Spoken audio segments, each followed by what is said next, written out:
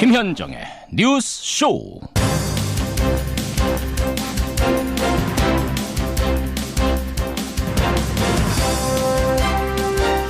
애청자 여러분 안녕하십니까.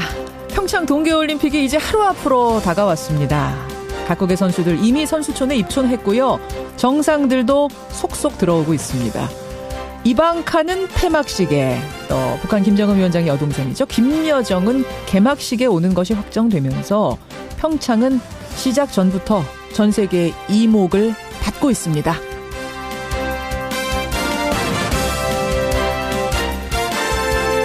대화와 화합의 장은 마련이 됐습니다. 이제 결과를 만들어내는 건 우리 몫이죠.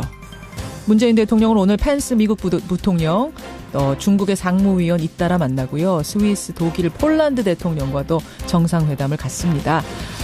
평창올림픽이 북핵 문제, 또 남북관계 개선의 새로운 계기가 될지, 아니면 그저 문제를 잠시 미뤄두는 이벤트로 끝날지는 앞으로 며칠간에 달려 있습니다.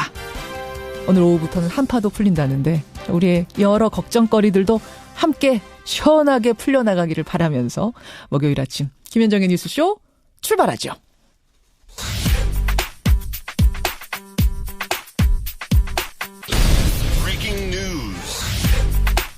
김현정의 뉴스쇼가 주목한 오늘의 포인트, 김정훈 기자 나와 있습니다. 어서 오세요, 김 기자. 네. 오늘 첫 포인트 뭐부터 볼까요? 열병식의 또 다른 메시지입니다. 우리 개막식 전날. 네. 열병식 결국은 열립니다. 네, 북한에서 열리는 행사죠. 북한의 건군 70주년을 기념하기 위한 행사인데 평창을 계기로 한 화해의 제스처와는 다른 메시지를 보여주는 것 아니냐. 이래서 주목이 되고 있습니다. 예. 평양 김일성 광장에 병력을 포함한 5만여 명이 집결을 하고요. 카드 섹션을 펼친다고 하네요. 또 전투기, 전차 등 각종 위협적인 무기들도 시위를 벌일 예정이라고 하고요. 예. 특히 전략 미사일의 등장 여부가 관심이죠. ICBM급 또 SLBM급 미사일이 동원돼서 또다시 핵무력을 과시한다면 평창의 화해 분위기와는 달리 한반도 안팎이 싸늘해질 수도 있습니다. 그래요. 근데 김여정까지 우리나라를 찾는 상황이고, 또 오늘 예술단 공연도 하지 않습니까? 이게 축제 마당이기 때문에 그쪽으로 너무 관심 가지 않았으면 좋겠어요. 열병식 쪽으로. 네. 이게 좀 당혹스러운 모습이 연출되지는 않았으면 좋겠고요. 그렇습니다. 올림픽을 계기로 마련되는 화해 분위기가 또 이거 결국 북한의 위장 평화 공세 때문 아니냐 이런 비판도 나올 수 있거든요. 그런데 이를 의식해서인지 북한은 주요 외신들을 열병식 행사에 초청했다가 갑자기 이를 허용하지 않기로 했습니다. 그래요? 그러니까 대외 과시용 행사가 아니라 자기네들끼리의 내부 행사다. 그렇게 의미를 묶어두려드는 것으로 해석되는 대목이죠. 그래요. 예. 모처럼 조성된 대화 분위기입니다. 찬물 끼얹어지지 않기를 바라면서 지금 북한도 좀 조심하는 것 같고요. 그 부분은. 네. 다음 포인트 가죠. 네, 태극 선수단의 첫 출전입니다. 평창올림픽 개막은 내일인데 네. 경기는 오늘부터라면서요. 네, 일부 경기가 개막전부터 펼쳐지는데요. 예. 우리 선수단의 첫 경기가 바로 컬링입니다. 예. 그 얼음 위에 큰 돌을 미끄러뜨려서 표적 안에 넣는 경기인데요. 맞아요. 그 돌을 스톤이라고 하는데 표적 안에 넣기도 하고 상대팀 스톤을 밀어내기도 하면서 최종 승자를 가리는 경기입니다. 예. 잠시 뒤에요. 오전 9시 강릉 컬링센터에서 열리거든요. 우리나라의 장혜지, 이기정 혼성 2인조가 핀란드 팀과 예선 1차전을 치릅니다. 근데 우리나라가 4년 전 소치 동계올림픽 때 컬링 종목에서 첫 출전했거든요. 예. 당시에 러시아, 미국을 물리치면서 선전을 했어요. 이번에도 좋은 성적을 기대해 볼 수 있을 것 같습니다. 9시라고요? 네. 1시간 반밖에 안 남았네요. 네. 그래, 첫 경기 컬링 기대하시고요. 마지막 포인트 하나만 더 볼까요? 네, 고현정의 리턴입니다. 그러니까요. 어젯밤부터 배우 고현정 씨가 계속 실시간 검색어에 있더라고요. 고현정 씨가 리턴이라는 드라마에서 리턴 돌아갔기 때문입니다. 무슨 일입니까? 지난달 17일 시작된 SBS 수목 들어봤는데요. 예. 주연 배우인 고현정 씨하고 제작진 사이에 갈등이 있었다고 하네요. 결국 고 씨가 지난 5일 촬영장을 돌연 떠나면서 돌아오지 않았고요. 그 과정에서 폭행설도 제기가 된 고현정 상태입니다. 씨가 PD를 폭행했다 이런 폭행설인 거죠 지금? 네. SBS 측은 배우와 제작진이 더 이상 함께 작업을 진행할 수 없게 된 상황이라고 설명을 했고요. 예. 고현정 씨 소속사는 누구의 잘잘못을 따지기보다는 드라마의 특성상 어떤 한 사람의 문제라면 그 한 사람이 빠진 것이 당연하다. 시청자 여러분께 죄송하다. 이런 입장을 밝혔습니다. 돌아갔네요. 진짜 리턴이 됐네요. 네. 예, 여기까지 오늘의 포인트 김정우 기자 수고하셨습니다. 네. 문 대통령의 개헌 드라이브로 다시 국회 개헌 논의가 불붙는 모양새죠. 국회의 합의만을 바라보며 기다릴 상황이 아니라고 대통령도 개헌 준비를 시작할 수밖에 없습니다. 민주주의에 대한 폭거이고 심각한 도전입니다. 예, 지금 나간 인서트는 개헌에 대한 얘기였습니다만 이 개헌 못지않게 어제 오후부터 국회 상황이 좀 긴박하게 돌아가는 게 있습니다. 자유한국당이요, 오늘부터 무기한으로 국회 상임위를 전면 보이콧하기로 한 거죠. 예, 지난 6일에 권성동 의원, 그러니까 법사위원장 사퇴하라 이러면서 여당 의원들이 일제히 상임위를 퇴장한 것에 대한 반발입니다. 권성동 법사위원장, 여러분 잘 아시죠? 강원랜드 채용 비리에 연루된 의혹으로 수사를 받고 있는데 그 와중에 사건 담당 검사가 폭로를 한 겁니다. 지검장으로부터 수사 외압을 받았다. 권성동 의원이 불편해하니 권 의원 이름 들어간 증거 목록은 삭제하라라는 압력을 받았다. 이렇게 증언을 한 겁니다. 이렇게 되자 여당은 법사위원장 자리를 일단 내려놓으셔야 되는 거 아니냐 이렇게 얘기하는 거고, 자유한국당은 그럴 수 없다는 입장입니다. 예. 개헌 이슈 비롯해서 이 임시국회 파행 문제까지 이분의 얘기를 직접 들어봐야겠습니다. 제1야당 자유한국당 김성태 원내대표 연결을 해보죠. 김 원내대표님 안녕하세요. 예, 안녕하세요. 김성태입니다. 예, 오늘부터 상임위 보이콧, 이거 전부 다 빠지시는 거예요? 상임위 보이콧을 예. 자유한국당이 상임위 보이콧을 시작한 게 아니라 집권당 민주당이 그저께 지난 이틀 전에 법사위에서 일방적으로 보이콧한 거예요. 퇴장을 했죠. 예. 국회 법사위에서 법안 이렇게 최종 심사가 이루어지고 국회 본회의로 상정시키지 못하면은 나머지 상임위들은 해봤자 의미가 없는 거예요. 그런데 이 상황을 예. 저희 자유한국당은 정말 이중한 상황으로 볼 수밖에 없는 게 예. 그렇게 민생 처리 법안이 중요하고 또 국민들 생명 안전 재난에 대비하는 법안이 중요하기 때문에 법사위를 하루라도 빨리 가동시켜서 국회 본회의에서 법안 처리를 많이 하자고 주장하면서 저희 자유한국당도 얼마나 거기에 대한 깊은 판단을 했겠습니까? 그렇기 때문에 예. 올해 2018년도는 자유한국당이 새해 백두부터 이번 국회 개회식날은 보통 개회만 하고 국회 의장 인사말만 하고 끝나요. 그렇지만은 자유한국당은 2018년도부터는 법사위가 우선제적으로 개회식날도 법안을 처리할 수 있게끔 알겠습니다. 그 정도로 했는데 한 60건을 처리해 이렇게 성의를 보이고 있는데 집권당이 이렇게 걷어차고 나가는 경우가 어디 있습니까? 걷어차고 나가는 경우가 어디 있겠느냐. 그럼 지금 권성동 의원한테 법사위원장직 일단 내려놓으십시오라고 요구하는 게 무리하다고 보세요? 그렇습니다. 안미현 검사의 예.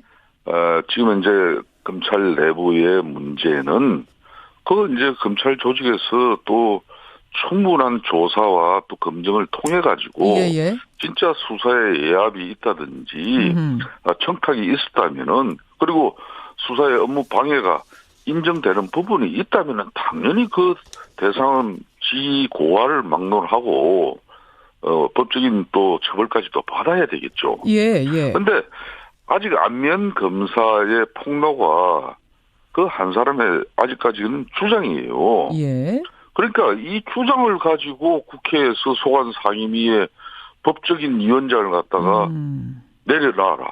주장만 가지고 이럴 수 있느냐. 그렇다고 나가버리는 것은 한마디로 집권당 민주당이 이걸 정쟁을 유발시켜버린 겁니다. 정쟁으로 만들어버렸다. 자, 그런데요. 그 결과를 가지고 예. 도대체 권성동 법사위원장이 강원랜드 청탁과 취업 관련해가지고 진짜 청탁한 그 정황이 이루어졌고 그런 문제가 있다 그러면은 당연히 저희들도 협조를 해야죠. 자, 근데 김 원내대표님, 지금 이제 권 의원이 억울한 걸 수도 있습니다. 이제 수사를 해보면 알겠죠. 권 의원이 억울한 걸 수도 있고 안 검사가 무리한 주장을 한 걸 수도 있습니다. 그런데 설사 그렇다 치더라도 지금 법사위에는 검찰 개혁 관련해서 처리해야 될 법안들이 산적해 있지 않습니까? 의심을 받고 있는 법사위원장, 검사와 어떤 커넥션이 있는 거 아니야, 검찰과. 이런 의심을 받고 있는 법사위원장이 방망이를 쥐고선 이 법안들을 처리한다고 하면 어떤 국민이 신뢰하겠는가? 공정성에 문제가 있는 건 아닌가? 그러니까 이 의혹 부분이 말끔히 해소될 때까지는 일단 내려놓으셔라. 이런 주장인 것 같은데요. 그게 이제 민주당 주장이에요. 그렇죠. 그렇게 되면은 저도 상대인 민주당 우원식 원내대표를 이렇게 공격하고 탓하면 안 됩니다. 저 상대이기 때문에. 예. 그렇지만 작년에 우원식 원내대표는 지난 총선 당시에 예? 상대 후보 그러니까 같이 후보 무마하기 위해서 이렇게 비용을 지출했다는 그런 고발이 이루어졌고 그런 사실 때문에 검찰 수사가 상당한 오랜 기간 유지가 됐지 않습니까? 그렇다고 해서 민주당 원내대표를 내려놔라고 이렇게 우리는 정치적으로 공격하지 않았어요. 원내대표 자리보다 이건 법사위원장 자리이기 때문에 방망이를 가지고서 의결을 해야 되는 그 자리가 훨씬 더 지금 그 부분에 있어서는 무게감이 있지 않습니까? 다른 위원장들도 마찬가지입니다. 다른 위원장들 제가 구체적으로 그분들의 신상 문제까지 이야기하면서 거론하지 않지만은 예. 그 소관 상임위의 중요한 부분은 대한민국 16개 상임위 어떤 상임위 더 중요하지 않은 게 없어요. 국민생활, 경제, 국가 안보, 통일. 물론이죠. 모든 문제. 원내대표님, 근데 그 상임위 활동에 이해관계가 있으면 참여하지 않도록 하는 게 지금 그 국회 윤리규범에 있지 않습니까? 그 윤리규범이라는 것은 예. 가령 기업하는 사람들이 예. 정무위원회에서 금감이나 금융위원이라든지 이런 예. 경제통합정책에 직접 관여하고 어떤 그런 부분은 상임위 배정 단계에서부터 배제되는 게 맞아요. 예. 그럼 법사위는 법조인들이 거의 다 들어가는 겁니다. 예. 법을 전문적으로 경험하신 부분이나 또 이런 법조인들이 들어가서 그 법의 개선이라든지 16개 상임위에서 법안이 올라온 부분을 법자구 체계까지 면밀하게 심사하는 게 바로 법조인이기 때문에 법사위에 그 사람들을 어느 당이든 우선 배정이 물론이죠. 그러니까 법조인이 거기에 들어갔다고 해서 지금 배제해라라고 하는 것이 아니라 그것이 아니라 저 이야기도 좀 들어보십시오. 예. 그건 민주당의 일방적인 주장인데 검찰 출신이고 법조인이기 때문에 검찰 내부자의 한 사람의 폭로가 있었다고 해가지고 예. 법사위원장 그렇게 선출된 법사위원장이 직을 중단하고 그냥 그 상황이 결정될 때까지 그 조사나 또 수사까지 재판까지 결정날 때까지 하면은 알겠습니다. 아무도 예. 법사위원장을 못 맡죠. 한 사람의 의혹만으로 이거를 내려놓을 정도로 지금 중하지 않다라는 것이 자유한국당의 판단이세요. 저는 그렇게 말한 적은 없고요. 지금 중하다면 내려놓으셔야 되는 건데 지금 중하지 않기 때문에 이 정도면은 갈 수 있다는 거 아닌가요? 그렇게 저 이야기를 정확히 듣고 말씀. 정확하게 말씀해 주십시오. 예, 2017년 12월 13일 예. 그 폭로한 안미연 검사가 예. 자신이 작성한 보고서에도 권성동 의원의 혐의를 찾아볼 수 없다고 적시해놨어요. 그렇게 적시해놓고 이제 와서 외압이 있었다는 식으로 이렇게 개변을 늘어놓는 그 저희가 궁금해요. 알겠습니다. 그 폭로가 있으니까 바로 민주당에서는 소관 상임위에서 법사위원장 사퇴하라고 그러고 그리고 문 걷어 차버리고 예. 나가버리고 자. 이게 저희들은 상당한 음모와 또 뭔가 이상한 하여튼 부분이 많아요. 음모도 좀 느끼세요? 음모의 기운 같은 걸 느끼세요? 저는 민주당에 이거는 상당히 그렇게 검찰 내부에서 예. 여성 성희롱이나 예. 성폭행에 의한 문제는 이건 발본색은 돼요. 어떤 예. 경우든 용납해서도 안 된다. 물론이죠. 그렇지만은 그런 처절한 애침을 가지고 정치권에서 그 애침을 이용하고 악용해가지고 정쟁을 유발시켜가지고 상대당의 정치적 공격을 삼는 수단으로 만들어져 버리면은 이거는 그 당사자 폭로한 안미연 검사를 저희들은 탓하지 않습니다. 예. 그런 억울한 문제가 있다면 검찰 내부에서 반드시 밝혀내야죠. 다만 그걸 이용해서 이 올림픽 내일이면 올림픽 개최되는데 그 집권당이 이 국회라는 공간에서 정쟁을 만들어요? 그건 알겠습니다. 잘못된 거죠. 그렇게 판단을 해 주셔야죠. 자유한국당의 입장은 그렇다. 그러면 예. 당연히 김성태 원내대표도 강원랜드 채용비리 의혹 철저히 밝혀야 한다는 건 동의하시는 거잖아요. 그렇습니다. 그렇죠. 그러면 네. 검찰 수사는 수사대로 하더라도 특검과 국회 차원의 국정조사도 한번 실시해보자. 이 주장에 대해서는 동의하십니까? 자, 좋아요. 어떤 사안이든 예. 그럼 저희들 같은 경우도 제천 하계 참사 무려 29명의 무고한 이 목숨이 초동대처나 또 이런 여러 가지 문제로 해가지고 예. 생명을 이렇게 앗아가 버렸어요. 제천 참사. 이런 부분도 국정조사를 통해서 제대로 밝혀내자. 그래도 민주당은 응해주지 않아요. 어느 한 정당의 입장이 있다고 해가지고 그러니까 안미연 검사의 폭로가 있다고 해가지고 검찰 내부적인 조사나 수사도 이루어지지 않은 가운데 국회가 어떤 사안마다 바로 국정조사로 들어가 버리면 대한민국 국회는 일상적인 알겠습니다. 어떤 법안이라든지 부정적으로 보시는군요. 이루어질 수가 없는 거죠. 안미연 검사의 이번 폭로 말고도 실제로 수많은 청탁자들의 메모까지도 압수가 됐지만 최흥집 전 강원랜드 사장만 불구속 상태로 수사가 마무리됐던 과거도 있기 때문에 과연 검찰만 믿을 수 있겠는가라는 게 사실은 뭐 여당의 시각 말고 국민들 시각도 사실은 상당 부분 그런 부분이 있거든요.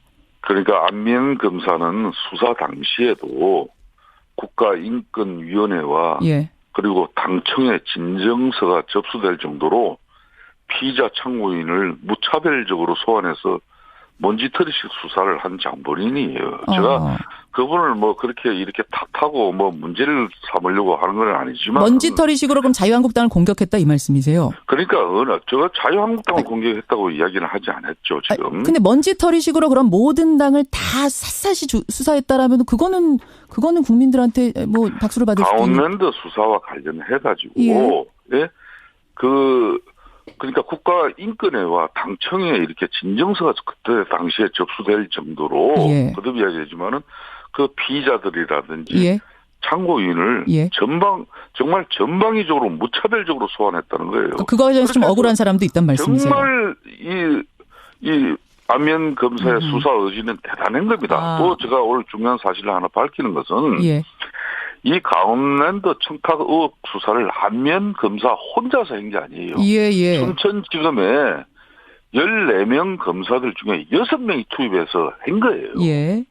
그렇기 때문에 구속, 불구속, 이 수사 결과에 대한 품신도 그 6명에 다 거기서 이루어진 거예요. 알겠습니다. 그런데 왜 하나만 듣고 한 사람 말만 듣고 압력을 해가지고 세상이 지금 어떤 세상인데 그렇게 일방적으로 몰고 갈 수 있습니까? 그 사이에 지금 음모가 있다고 보시는 겁니까? 어떤 짬짬이 같은? 민주당 안미연 검사의 폭로에 대해서는 여성으로서 당한 그런 수치감이나 여러 가지 어려움이 있었다면은 그 주장에 대해서는 존중해줘야 돼요. 그걸 개선하기 위한 그 조직 내부의 핵심과 변화도 있어야 되는 것이고. 그 대신 그 주장에 대해서 외부로 연결될 때는 뭔가 철저한 조직 내부에서 조사와 수사로서 그렇게 외부에 청탁됐다는 것은 거기서 밝혀야 될 문제를 가지고 왜 정치권에서 먼저 국정조사하자. 소관 상임위 걷어차고 집권당이 나가버립니다. 알겠습니다. 그래서 국회가 정쟁으로 이끌어지고 그 책임이 자유한국당에 있습니까? 민주당에 있습니까? 여기까지 오늘 말씀 드려야 되겠습니다. 개헌 얘기해야 되는데요. 한 번 더 개헌으로 모시도록 하죠. 고맙습니다. 예, 감사합니다. 자유한국당 김성태 원내대표였습니다.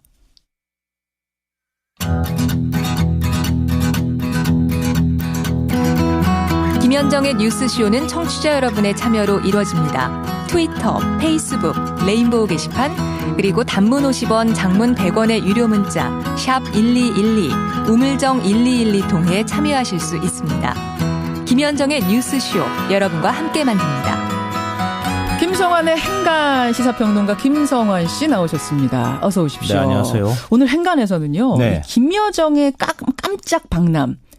요거 행간 좀 읽어주셔야 될 것 같아요. 예, 그러지 않아도 준비를 했는데요. 왜냐하면요. 우상호 의원이 며칠 전에 나왔을 때 김영남 상임위원장이 오면은 김여정이 오기는 어렵다. 이게 상식적으로는 그렇다. 외교적으로. 맞아요. 그분이 또 외교 전문가시잖아요. 근데 그걸 깨면서 지금 온 거거든요. 상당히 이례적인 거예요. 그러니까 연초부터 김여정 중앙위 제1부부장이 올지도 모른다는 소문이 돌았어요. 언론계에서도 그렇고 정가에서도 그렇고. 그럴 때마다 대부분의 사람들이 보였던 반응이 있습니다. 에이 설마. 맞아요. 아무리 그래도 그렇지. 아무리 최룡해 정도는 모르겠는데 김여정이. 김여정을 보낼 리는 없을 거야. 지금 우상호 의원 얘기했지만 다 그런 반응을 보였거든요. 아니 그리고 김영남 위원장이 안 오겠다고 했으면 또 모르는데 지금 수반인 김영남이 오기로 했는데 김여정이 또 이건 사실은 외교적으로 생각하기 어렵다는 거예요. 네 맞습니다. 그러니까 김여정이 누구냐. 김정은 지금 위원장의 여동생이잖아요. 그렇죠. 그러니까 2004년 사망한 김영희 씨 사이에서 고영희 씨 사이에서 김정일 국방위원장과 함께 해서 그다음에 그 김여정 씨를 낳은 거 아니겠습니까? 그렇죠. 그러니까 김정은 위원장의 막내 여동생이다 이렇게 생각하시면 될 것 같아요. 어머니가 사실은 김정남 같은 경우는 성혜림이 네, 맞아요. 어머니였는데 그러니까 어머니가 달라요. 김여정은 네. 어머니가 같아요. 네. 네. 그리고 김정은 위원장이 이제 권력을 승계받고 난 다음에 김여정이 비서 역할까지 사실은 맞아요. 같이 했거든요. 그리고 유일하게 김 위원장한테 쓴소리를 할 수 있는 인물이다 이런 얘기까지도 나왔습니다. 그런 여동생을 남쪽으로 보낸다 하니까 지금 전 세계가 뭐 우리뿐 아니라 깜짝 놀라는 거죠. 그럴 수밖에 없는 상황인 거죠. 그래요. 김여정 부부장입니다. 직함은 부부장의 깜짝 방남. 이 뉴스의 행간 이면 들어가 보죠. 첫 번째 행간은 김정은 위원장 빼고 다 온다입니다. 무슨 말씀이세요? 방금 전에 말씀하신 거하고 같은 맥락이에요. 김정은 위원장이 신년사에서 평창 동계올림픽에 대표단을 파견할 의향이 있다 이렇게 밝혔거든요. 네. 그럼 대표단이 오는 거 아니겠습니까? 그렇죠. 그 대표단에 누가 올 것이냐 이게 최대 관심사였는데요.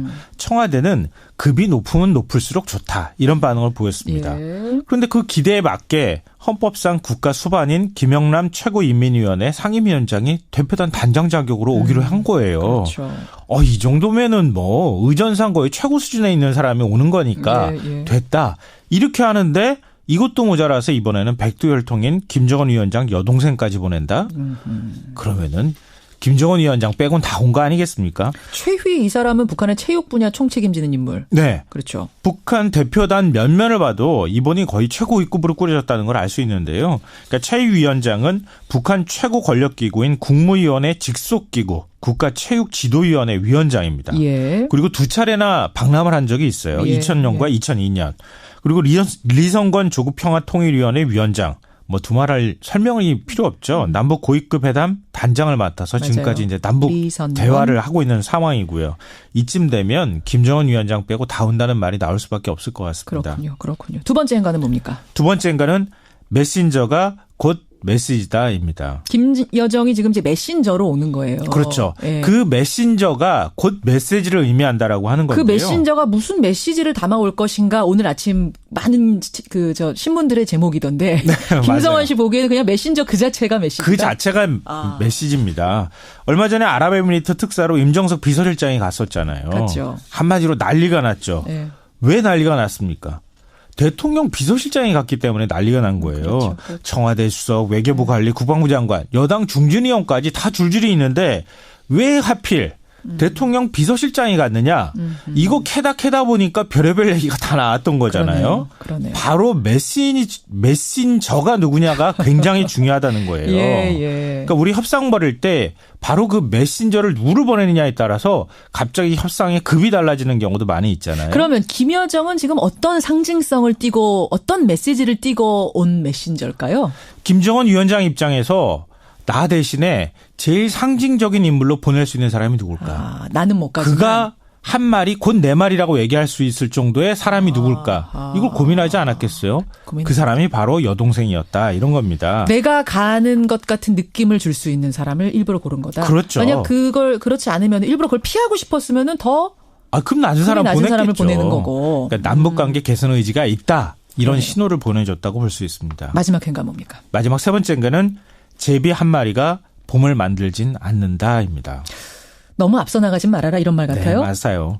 제비 한 마리가 날아왔어요. 근데 그 제비가 다 봄을 몰고 오는 건 아니에요. 저 멀리 봄이 오는 거예요. 그러니까 남북관계 개선 의지 다 좋고 김여정 오는 것도 다 좋긴 한데요. 그런데 북미 접촉도 이루어지지 못하고 그리고 북핵 문제 해결 아직 이루어지지 못했거든요. 멀리서 오고 있는 건 분명합니다. 그러니까 우리는 멀리서 오는 봄을 지금 기다리는 마음으로 준비를 해야 되는 상황입니다. 앞서가지는 않았으면 좋겠어요. 시인 같으세요. 멀리서 오는 봄과 제비 이야기. 김성환 씨 수고하셨습니다. 네, 고맙습니다. 그런데 설마 했던 김여정이 정말 어떻게 오게 된 겁니까? 막전 막후가 궁금합니다. 라는 문자 보내주신 분 계시는데요. 오늘 요 얘기는요. 권영철 선임 기자가 2부에서 조금 더 준비하고 있습니다. 국정원 뭐 이런 거 통해서 좀 취재를 했다는데 2부에 함께 하시죠.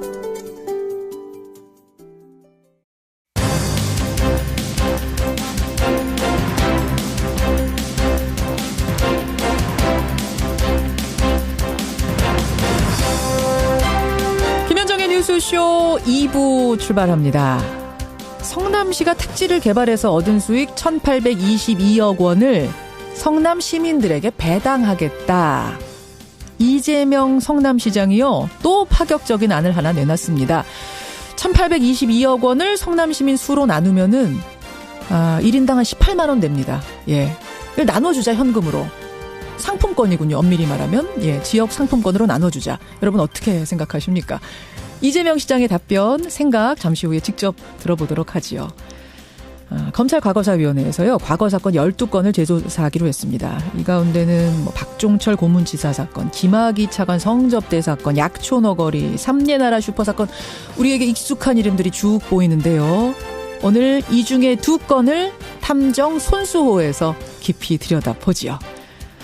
그리고 권영철의 와이뉴스에서는 앞서 예고해드린 것처럼 북한에서 오는 김여정, 평창에 무엇을 가져오는가. 막전막후 궁금증을 풀어봅니다. 50원의 단문 100원의 장문 유료 문자 샵 1212 카톡 레인보우까지 열어놓고 출발합니다. 성남시가 얻은 불로소득 1822억 원을 시민들에게 배당하겠다. 이재명 시장이 또다시 파격적인 제안을 내놨습니다. 판교 신도시에 있는 대장동의 택지를 공영 개발해서요. 1822억 원 수익을 낸 건데 이 돈을 시민들한테 그 지역에서 쓸 수 있는 상품권 형태로 나눠주겠다는 겁니다. 이렇게 될 경우에 1인당 한 18만 원이 됩니다.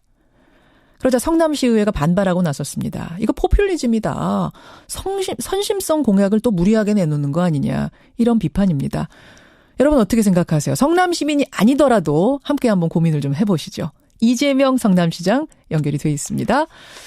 이재명 시장님 안녕하세요. 네, 반갑습니다. 이재명입니다. 아니 또 뭘 내놓으셨네요? 원래 끊임없이 뭘 해야 되잖아요. 네. 일단 800억 원 얘기하기 전에 네. 어제 그 성남시청 사진 한 장이 화제였어요. 네. 지난 사진? 3년 9개월 동안 시청 광장에 네네. 세월호기가 걸려 있었는데 네. 어제 바꾸셨다면서요?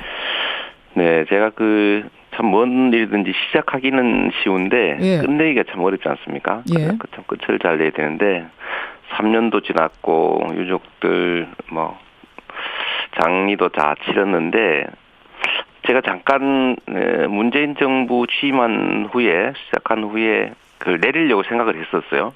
그랬더니 엄청나게 반발이 많았습니다. 너무 섭섭하다 그랬는데 이제 평창 올림픽기하고 한반도기로 교체하는 게 적당한 것 같아서 어제 했는데 올림픽기와 한반도기로 교체를 하셨어요. 네, 어제. 네. 근데 거기에 대해서는 별로 이견이 없었습니다. 아하. 그래서 적당한 시기 시간도 많이 지났고요. 4년 가까이 되고 해서 그래서 잘 정리된 것 같은 느낌이 듭니다. 근데 사실은 이제 가슴 아프긴 해요. 그래도 기억은 해놔야죠. 네.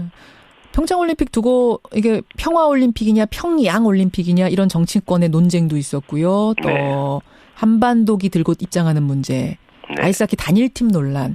사실 이런 잡음들이 준비하는 기간 내내 있었습니다. 이건 어떻게 지켜보셨어요? 워낙 한반도 상황이 대립 갈등 중심으로 가다가 이제 대전환을 이루기 위한 이 모멘텀 아니겠어요? 이제 이 상황이 적응이 안 되는 사람들이 있는 거죠. 그러니까 대결 갈등을 이용해서 정치적 이익을 보던 소위 가짜 보수 세력들, 안보 악용 세력들 입장에서 보면 이제 평화 체제로 전환되는 것 자체가 매우 불안할 테고 이제 거기서 정치적 이익을 더 얻을 수 없으니까 화가 나는 거겠죠. 그래서 고춧가루 뿌리고 싶은 심정일 수 있는데 고춧가루. 네, 저는 그렇다고 보죠. 그러니까 예를 들면 나경원 의원 같은 경우는 북한 참가하라고 자기가 주장했다가 이번에는 북한 참여하는 것 자체를 무슨 문제를 삼기도 하고요. 북한 참여 자체 문제는 아니라고 저한테 말씀을 하시더라고요. 지난 인터뷰에서. 단일팀에 대해서만 문제 제기한 거다. 단일팀도 마찬가지죠. 북한에 대해서 같이 하자고 얘기하는 게 단일팀일 수도 있고 초청일 수도 있고 공연일 수도 있고 있는 건데 자기 방식만 옳고 다른 방식은 싫다고 핑계를 댄 거죠. 그렇게 보세요. 불안해서 그러는 것이다. 도 마찬가지고요. 평양 올림픽이라고 해서 이걸 색깔 논쟁을 하고 있는데 제가 자유한국당한테 한 말씀을 드리고 싶은 게 있습니다. 무슨 얘기입니까?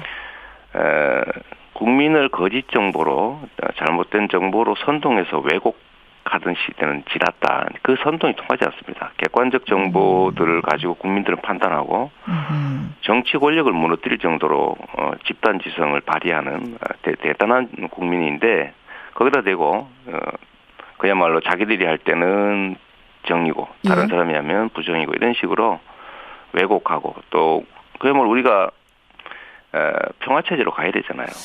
이 대결체제 때문에 얼마나 많은 손실과 불이익이 발생합니까? 물론이죠. 그거를 해결을 해야 되는데 그걸 국민들에게 속여서 자기 정치적 이익을 위해서 회방을 놓겠다, 방해를 하겠다, 망가뜨리겠다 이런 생각을 하는 것 자체가 또 역시 책임을 지는 이유가 될 겁니다.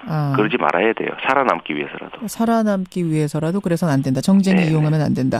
근데 사실은 이 평창 올림픽 시작하기 전 작년까지만 해도 상황이 워낙 위중했던 건 사실 아닙니까? 북한이 그렇습니다. 우리를 계속 위협했던 것도 사실이고. 그래서 지금 이 평화 무드를 진짜 평화 무드인가 의심하는 국민들도 사실 꽤 계세요. 그거에 대해서 확신하세요? 바로 그거죠.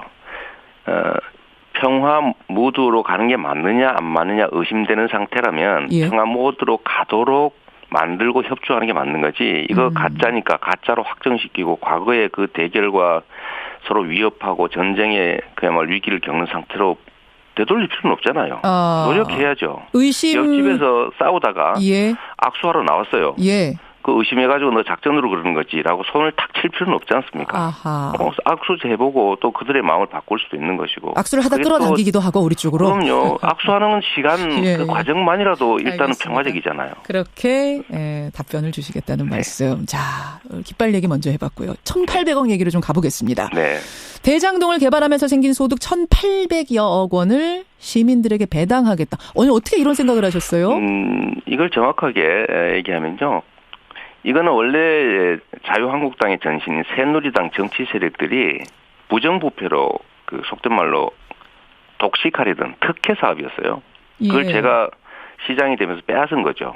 시민들에게 원래 제자리를 되돌리는 거고 이건 판교 개발 이익이 아니고 판교 옆에 있는 새로운 대지입니다. 거기서 5,500억이 생겼고요.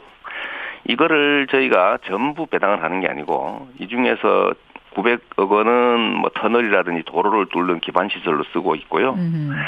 또 나머지 2,700억 가량은 본시가지, 옛날 성남시의 본시가지에 저희가 공원을 만들고 있어요. 그리고도 이제 1,800억 정도가 남는데 원래는 이걸 임대 아파트를 지을 구상도 저희가 했죠. 했는데 이걸 저희가 작년 8월 정도에 그 임대 아파트는 아니다라고 결론을 냈습니다. 왜 임대 아파트 아니라고? 다른 지역들의 임대 아파트를 저희가 수천 세대를 짓기로 계획이 돼 있어요. 그리고 여기는 땅으로 원래 받을 계획이었는데 1,800억 상당의 임대 아파트 부지를 받을 생각이었는데 그걸 받아놓으면 또 수백억 원의 부채를 지면서 아파트를 지어야 됩니다. 건설을 해야 된다. 또 관리 비용이 계속 그래서 바꾸신 되죠. 거군요. 사실은 제가 작년에 바뀐 겁니다. 이미 그 질문을 좀 드리려고 했어요. 반대하시는 분들 중에 많은 분들이 거기 임대 아파트 조성 계획 원래 있었지 않았느냐. 사실은 임대 아파트를 거기다 조성을 하면은 이거는 장기적으로 많은 사람들이 혜택을 얻게 되는데 지금 18만 원씩 나눠주는 거는 일회성으로 끝나버린다. 1인한테 18만 원이 무슨 그런 큰 도움이 되겠는가. 이런 반론 어떻게 생각하세요? 지방자치는 민주주의의 초등학교라고 하고요. 또 정치를 잘하면 자다가도 날벼락이 아니라 떡이 생길 수가 있다. 잘못하면 자다가 날벼락 맞는다. 이런 걸 배우는 과정이라는 거예요. 이게 매우 중요한 개념인데 이미 5,500억이라고 하는 특정 정치 세력이 독식할 특혜를 회수했다는 거 중요하고요. 그중에서 3분의 2가량은 이미 기반시설 비용으로 쓰고 있어요. 전 시민의 혜택이 되는 장기시설로. 그중에 일부 3분의 1 정도는 국민들이 직접 혜택도 좀 보자. 우리 시민들이. 임대아파트는 이미 충분하다라고 일단 판단을 하신 거고. 다른 예를 들면 상대원, 신흥동, 야탑동 등이 많이 짓고 있습니다. 이 정도는 나누어 써도 되겠다. 현금으로. 그중에 일부죠. 그리고 일부에서 이런 얘기도 해요. 공원도 만들자 이런 얘기하는 환경단체도 있습니다. 맞습니다. 그 돈으로 공원 만들어서 좀 오랫동안 누리자 이런 주장을 지금 환경단체에서 해요. 원래 이 공원 얘기는 저도 같이 했던 얘기고요. 그래서 이 중에서 절반에 가까운 2,700억을 들여서 공원 만들고 있어요. 그 정도면 공원 되겠다. 만들고 있는데 다 공원 만들자 이러는 거 아닙니까? 그거는 뭐 그 주장이 나쁘다고 생각하잖아요. 좋은 의견이고요. 근데 너무 공원 사업에 100% 다 쓸 일은 아니라는 거죠. 쓸 일은 아니다. 그중에 일부 절반은 이미 공원 사업에 썼는데 2,700억으로 지금 토지 매입하고 있거든요. 도심의 공원을 만들기 위해서 엄청나게 비싼 대지를 매입하고 있어요. 지금 이제 청취자 문자 굉장히 많이 들어와요. 조금 보자면 허선님은 성남 부럽습니다. 장만고님 찬성합니다. 이런 분이 있는가 하면 박상호님은 네. 시장님 이번에는 과한 것 같아요. 이런 문자도 이번에는 과하다. 28만 원 그거 줘가지고 그거 갖고 뭐 하느냐. 라는 분들도 계세요. 근데 시의원 중에도 이런 얘기하시는 분이 계시더라고요. 이게 수정구, 중원구 이런 주거환경 정비기금의 연체액만 지금 1,700억이고 은행 이동 주거환경 개선 사업에 드는 금액도 6천억이 넘게 든다. 2020년에 도시공원 일몰제로 사들여야 할 그 공원 비용이 4,600억 원인데 지금 그걸 모아놓을 생각을 안 하고 1,800원 800억 원을 당장 써버리자? 이건 너무 근시안적이다. 이게 시의회에서 나온 얘기입니다. 그 시의회 자유한국당 의원들인데요. 이 자유한국당이 이 5,500억 우리 성남시가 환수 못하게 엄청나게 방해했습니다. 그리고요. 은행동 6천억 얘기는 자기들이 이미 6,270억 이미 썼어요. 그게 지방 재정 파탄의 원인이었습니다. 딴 데 썼다고요? 자기들이 6,270억을 썼다니까요. 본인들이? 그런데 무슨 이상한 소리를 해요, 자꾸. 그게 무슨 기금 얘기도 그렇고 기금 얘기는 재개발에 필요한 기금은 저희 충분히 다 확보하고 있어요. 6,200억 원을 썼다는 게 무슨 말인가요? 자기들이 은행 이동 재개발 사업이라고 주거환경 개선 사업에 6,270억을 써서 성남시 재정이 파탄난 겁니다. 그런데 뭐 희한한 소리를 해요. 말이 안 되는 소리라는 거죠. 그러니까 억지 부리는 거라고 생각하세요. 막 해보는 거죠. 막 해보는. 아니 근데 이런 얘기하면 사실은 이런 주장하면은 포퓰리즘이라는 얘기 항상 따라다니잖아요. 특히 선거 앞둔 포퓰리즘 아니냐. 어떻게 생각하세요? 시민들의 이익을 위해서 시민들에게 필요한 정책을 하고 시민들에게 지지를 받는다. 이게 대의민주주의의 기본 구조인데 시민들이 이익을 보도록 특정 정치 세력이 불로소득할 특혜를 환수한 거 잘했잖아요. 그중에 일부는 기반시설 확보하고 있어요. 도로, 터널 만들고 있어요. 그중에 일부는 공원 2,700대에서 만들고 있어요. 나머지 일부는 임대 아파트를 지을까 시민에게 배당할까 고민하다가 임대 아파트는 다른 데 많이 지으니 시민에게 배당을 하는 것도 좋겠다라고 하는 것 자체를 왜 시민들한테 주느냐라고 하면 그 자체가 옳지 않은 거죠. 알겠습니다. 그걸 포퓰리즘이라 하는데 무슨 상관이 있겠습니까? 근데 전해철 의원이요. 더불어민주당의 전해철 의원이 경선 도전하는 분 아닙니까? 이분도 경기도지사에 뭐라고 하셨냐면 이재명 성남시장의 정책은 실행할 땐 너무 많은 갈등이 생긴다. 찬반 논란 없이 진행되는 게 없다. 차라리 경기지사 말고 당에 와서 역할을 하셔라. 그러셨더라고요. 왜 웃으세요? 뭐 좋은 의견이죠. 뭐 그렇게 생각할 수 있고요. 그런데 저는 시민들에게 필요하고 시민들이 원하고 해야 될 일인데 누군가가 부당하게 발목을 잡으면 갈등이 생기고 시끄럽더라도 해야 된다는 사람이죠. 갈등이 생기면 생겨야 된다?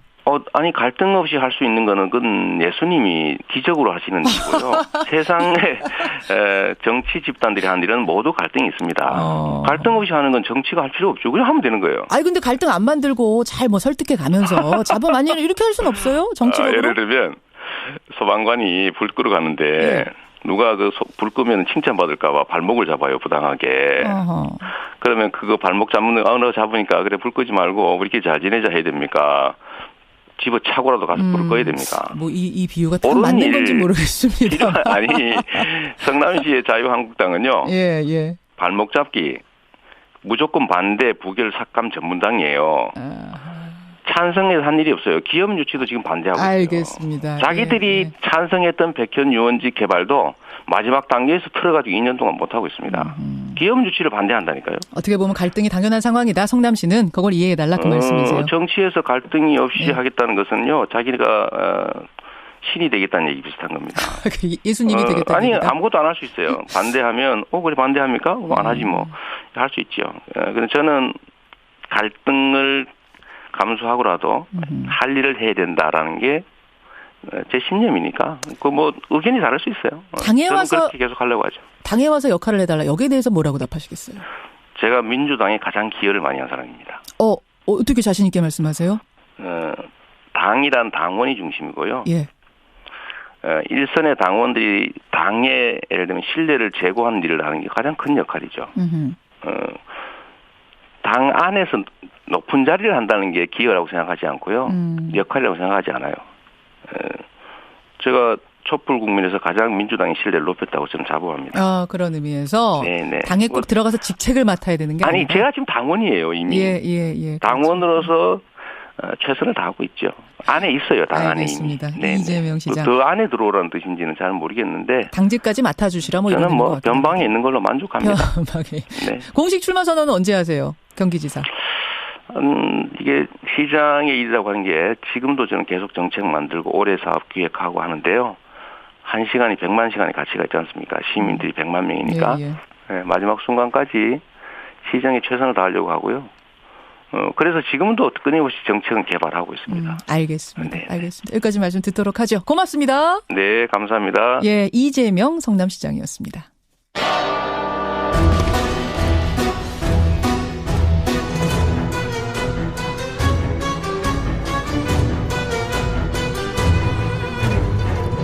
탐정의 눈으로 사건을 들여다봅니다. 탐정 손수호.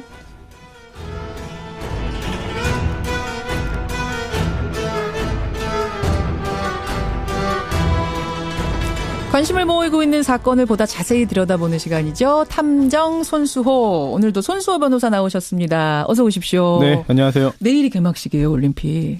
그렇네요. 가신다면서요? 저는 경기를 보러 갑니다. 뭐 보러 가세요? 아이스하키. 네. 화제 만발 아이스하키 그거예요? 남자 팀 경기. 이럴 줄 알았으면 여자 팀 경기를 예매할 걸 약간 좀 잘못한 것 같긴 한데. 한참 전에 예매하신 거예요? 그렇죠. 예, 작년에 했으니까요. 작년에. 네, 또 그거 끝나고 바로 또 스키 점프를. 와, 스키 점프까지. 추워서 좀 걱정이긴 합니다. 춥다고 그래서. 스키 점프 할 줄 아세요? 네? 아니요. 제가 물어놓고도 황당하네요. 그렇네요. 네. 그렇네요. 잘 보고 오시고요. 알겠습니다. 저희도 부럽습니다. 스키 점프와 남자 아이스하키 단일 팀은 아니군요. 하키 팀까지 구경하러 가시는 손수호 변호사. 설렙니다. 예, 내일입니다, 여러분 개막식. 이런 설레는 분위기에 어떻게 보면 좀 무거운 사건 가지고 오셨어요. 오늘 사건. 네. 이틀 전이었죠. 굉장히 중요한 발표가 하나 있었습니다. 근데 생각보다 주목을 받지는 못했어요. 법무부에 있는 검찰 과거사위원회가 1차 사전조사 대상 사건 12건을 선정하고 사전조사를 권고했습니다. 그렇죠. 과거의 인권 침해나 검찰권을 남용한 의혹이 있는 사건들을 추려서 다시 조사하겠다 이런 거죠? 네. 검찰의 어떤 역사에 대한 반성 또 새로운 출발을 목적으로 한 것인데 이 12건 사건의 기초자료를 수집해 보고요. 그다음에 그 결과를 토대로 그중에서 본격적으로 조사할 사건을 고르겠다. 그 후에 제대로 진상규명하겠다는 그렇죠. 겁니다. 여기에 이제 어떤 게 들어갈까 굉장히 관심사였는데 어떤 게 정해졌어요? 사실 이 사건들 이름만 들어도 우리나라 현대사가 한번 쫙 다 훑어질 것 같습니다. 그렇더라고요. 우선 인권 침해와 검찰권 남용 관련된 사건이 세 가지인데요.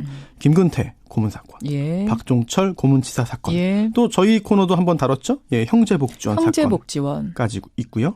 또 법원 판결로 무죄가 확정됐는데 그 과정에서 검찰권 남용 의혹이 있었던 것들, 강기훈 유서대필 사건, PD수첩 사건, 또 삼리의 나라슈퍼 사건, 또 약촌오거리 사건입니다. 그래요. 네, 그뿐만이 아니고요. 청와대와 국무총리실의 민간인 불법 사찰 의혹 사건, 또 유성기업의 노조 파괴 사건, 또 서울시 공무원 간첩 조작 사건도 유성시 있었죠. 사건. 그렇습니다. 또 신한금융 관련 사건이 있고 또 마지막으로 김학의 법무부 전 차관의 별장 성접대 의혹 사건까지 12건입니다. 이렇게 다 큰 사건이에요. 그리고 결과가 어떻게 나올지 정말 궁금한 사건들인데 오늘 이 중에서 우리가 조금 더 깊이 들여다볼 사건 두 가지를 꼽아오셨다고요. 네, 그렇습니다. 하나는요. 삼리의 나라슈퍼 사건이고요. 또 하나는 약촌오거리 사건입니다. 삼리의 나라슈퍼 사건, 약촌오거리 사건. 어떻게 두 가지를 이렇게 고르셨어요? 사실 이 두 사건이 전개 과정이 굉장히 비슷합니다. 또 생각하고 반성해야 될 그런 그 내용도 굉장히 비슷하거든요. 그래요. 이 두 사건을 묶어서 살펴보면서 도대체 어떻게 이런 일이 반복됐는지 따져보고 싶습니다. 하나하나 따져보죠. 어떤 것부터 볼까요? 두 사건이 1년 시차를 두고 발생했거든요. 먼저 발생한 게 바로 삼리의 나라슈퍼 사건인데요. 나라슈퍼. 99년이었습니다. 1999년 전북 완주군에 있는 삼리의 읍에 나라슈퍼라는 곳에서 이제 3인조 강도 사건이 발생합니다. 그러니까 슈퍼 이름이 나라슈퍼예요. 네, 그렇습니다. 조그마한 구멍가게에 3인조 강도가 침입했습니다. 아주 작은 그런 가게예요. 맞아요. 네. 잠자고 있던 부부 또 70대 할머니 3명을 테이프로 묶고 금품을 훔쳐갔는데요.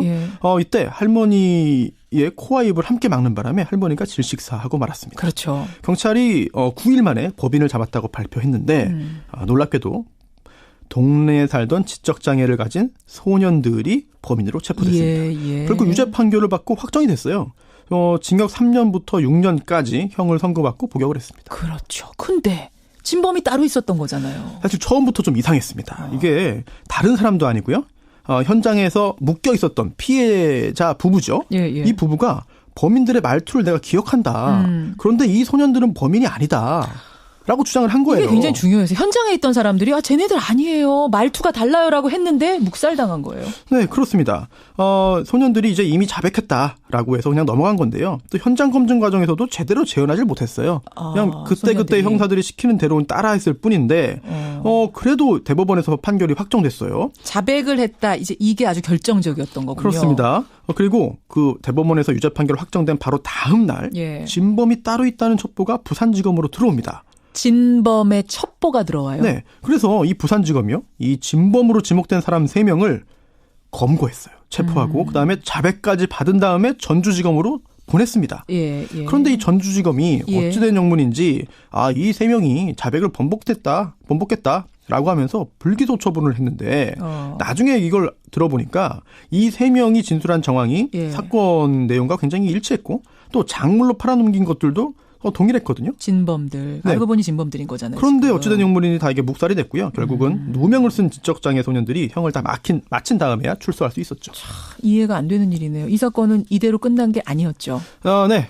공소시효는 안타깝게도 2009년에 이미 완성이 됐습니다. 그런데 이 옥살이를 다 마친 이 지적장애 소년들이 결국은 다 살았어요. 끝까지. 네, 그렇죠. 2015년에 경찰의 강압 수사 때문에 허위 자백을 했다면서 재심을 청구하고요. 그렇죠.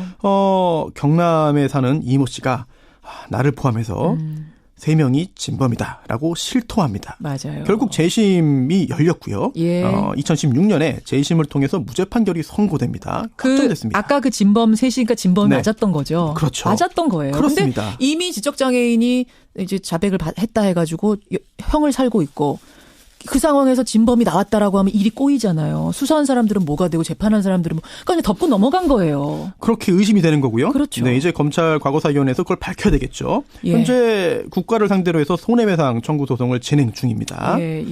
진범은 어떻게 된 거예요? 그럼 왜 가서 그렇게 사람을 죽였답니까? 네, 당시에 이제 자신과 또 지인 2명을 포함한 그 3명이 진범인데 익산까지 갔다가 이제 지인들과 함께 익산에서 가까운 삼리에서 범행을 저질렀다면서 당시 상황을 되게 정확하게 이야기를 했고요. 또 전주지검에서 수사받을 때 다 사실대로 실토했다. 그런데 자백을 했다. 네, 검찰 수사관이 당신이 범행을 했어도 그 범행 장소가 다른 곳일 수 있지 않느냐. 라는 등의 말을 하면서 자신의 말을 들어주지 않았다는 겁니다. 아니, 범인이 와서 제가 범인이에요라고 자백을 하는데 다시 생각해봐. 아닐 수도 있어. 이렇게 되는 거. 수사를 잘못하고 억울한 사람한테 이제 유죄 판결이 선고되도록 했다는 그런 그 책임이 돌아올 것을 우려해서 이렇게 진범을 숨겨준 것이 아닌가 생각이 되는데요. 의심할 만하죠, 상황이. 그렇습니다. 당시에 나이도 어렸고 또 죗값도 받지 않았다는 생각에 그냥 넘어갔는데 그때 제대로 처벌받지 못한 마음의 짐이 너무 컸다라고 말했습니다. 자, 이게 바로 여러분 삼례 나라 슈퍼 사건입니다. 나라. 그러면 약촌오거리 사건은 어떻게 되는 거예요? 2000년이었습니다. 전북 익산시에 있는 약촌오거리에서요. 택시기사가 흉기에 여러 차례 찔려서 살해됩니다. 3일 만에 범인을 잡았어요. 여기도 빨리 잡았어요, 범인을. 3일 만에. 근데 인근 다방에서 학교도 안 다니면서 배달 일을 하던 16살 최모 군을 범인이라고 지목하고 검거했는데요. 원래는 이 최모 군이 범행 현장에서 범인이 도망가는 걸 목격했다라고 신고를 했습니다. 처음에는 목격자자 신고자였어요. 네, 그런데 갑자기 용의자로 바뀐 거죠. 그렇죠. 1심에서 징역 15년형을 선고받았고요. 항소심에서 10년형으로 감형됐지만 상고를 포기해서 결국 징역 10년형이 확정됐습니다. 그런데 알고 보니 이 사건도 진범이 따로 있었던 거예요. 수사 과정에서 역시 이해할 수 없는 일들이 있었는데요. 이 형사들이 이 최군을 체포했죠. 체포해서 어디로 갔을까요? 이게 어디였던가요? 여관방 아니었어요? 맞습니다. 맞죠? 원래 체포하면 경찰서로 가서 정상적인 그런 그 조사를 해야 되는데 그게 아니라 여관방으로 끌고 갔습니다. 맞아요. 그래서 가둬놓고 때렸습니다. 결국은 허위 자백을 강요한 건데요. 그렇죠. 조서 기재 내용 등등을 나중에 보니까 이게 일부러 다 결과를 짜맞춰 놓고 자백만 얻어내기 위해서 폭행 등 가혹행위 한 거 아니냐라고 판단할 수 있는 증거들이 꽤 많았습니다. 어떤 것들이요?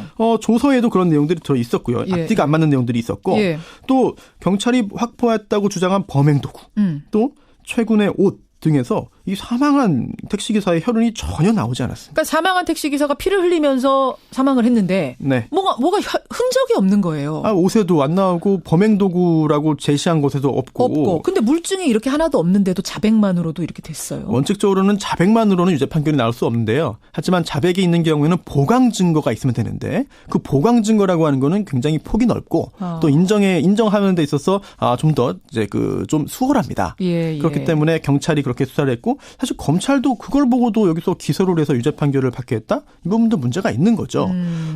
교도소에서 복역하던 2003년에 군산경찰서에 진짜 범인이 있다는 첩보가 들어옵니다. 여기도 첩보가 입수됐군요. 비슷하죠.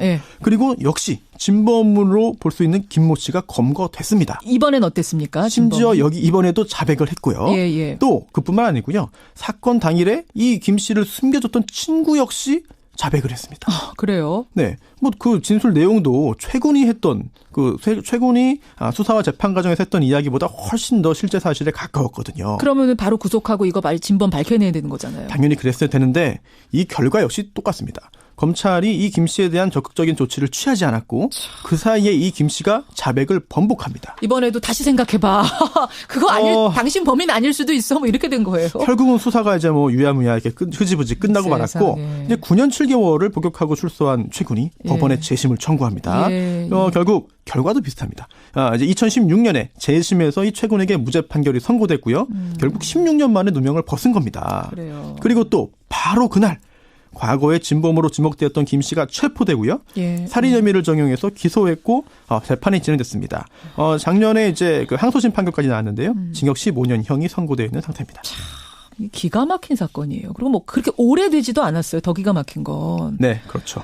왜 억울한 사람들을 범인으로 지목하고 밀어붙였는지 참 이해할 수 없는 이 사건들을 통해서 손수호 탐정이 얘기하고 싶은 것 뭡니까? 약자인 게 죄였습니다. 첫 번째, 약자인 게 죄였다. 이 억울하게 누명 쓴 사람들의 죄가요. 사실 약자라는 거 하나밖에 없습니다. 이 삼리의 나라 슈퍼 사건부터 보면은요. 이게 지적장애를 가진 아이들이 범인으로 지목된 거잖아요. 그러게요. 제대로 저항할 능력이 없었어요. 대응할 능력이 없었어요. 심지어 그중에 한 아이는요. 엄마 역시 장애를 갖고 있었는데 엄마가 현실이 너무 괴로운 나머지 스스로 목숨을 끊기로 하고 종이에다 약 이름을 써서 아이에게 사오라고 심부름을 시킵니다. 목숨 끊을 약 이거 사오라고 심부름 시켰어요. 아이는 뭔지도 모르고 사왔죠.